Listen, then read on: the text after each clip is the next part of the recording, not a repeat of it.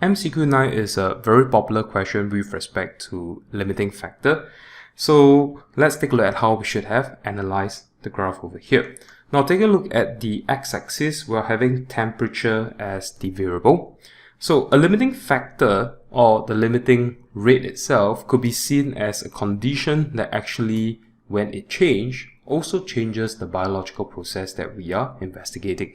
The biological process we're investigating here is photosynthesis, and we can all agree that temperature has an impact on photosynthesis because photosynthesis at the end of the day is a process that is catalyzed by enzymes. So anything that's to do with enzyme would suggest that this process only operates in a very narrow temperature range.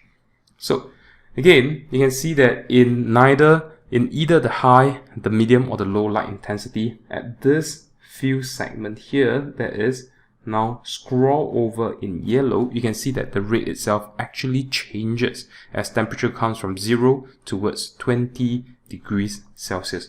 So I'll say that at the first 20 degrees segment or so, light itself, it might not be a limiting factor here, but temperature is definitely a limiting factor.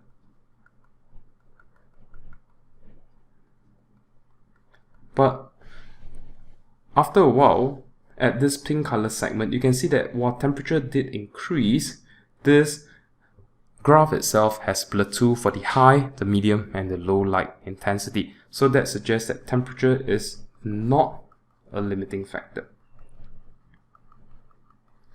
So what, however, affected the rate of photosynthesis could be seen as the amount of light intensity. Although all plateau, the one that has a high light intensity actually plateaus at a higher area, but that with a low light intensity plateaus off at a lower area. So I will say that light is a limiting factor.